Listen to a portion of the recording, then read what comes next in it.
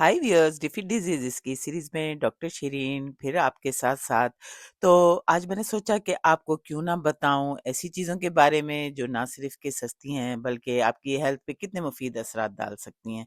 तो देखें, अगर आप हफ्ते में सिर्फ 3 बार चने या दाल खाएं तो ये आपके दिल, शुगर, आंतों और दिमाग की सेहत के लिए बेहद फ़ायदेमंद हो सकते हैं, क्योंकि चने और दाल में मौजूद हल पजीर फाइबर होते हैं, सॉल्युबल फाइबर, जिसम से खराब कोलेस्ट्रॉल यानी एलडीएल को कम करने में ये मदद देते हैं और जिससे कि दिल की बीमारियों का खतरा कम हो सकता है।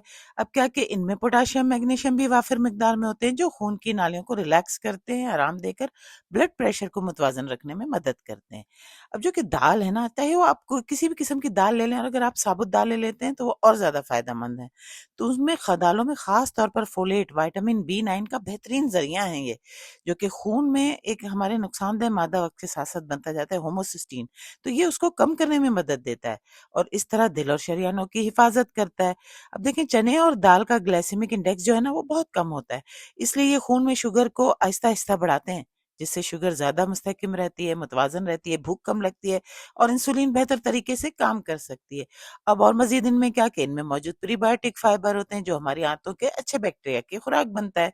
ये बैक्टीरिया क्या करते हैं, ये एक मुफीद मादा, अगर आप चने और दाल हफ्ते में 3 बार खा रहे हैं ना, तो ये बैक्टीरिया एक मुफीद मादा ब्यूटारेट बनाते हैं, जो आंतों की हिफाजत करता है, सोजिश कम करने में मदद देता है, हाजमा बेहतर बनाता है।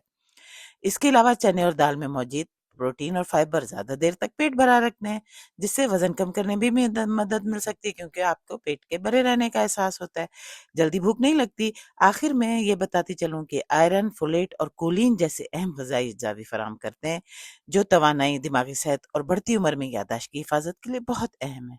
ये बात आप याद रखें कि सिर्फ हफ्ते में 3 बार चने या दाल को अपनी ग़िज़ा का हिस्सा बनाना आपकी सेहत के लिए एक छोटी लेकिन बहुत ही मौसर आदत साबित हो सकती है।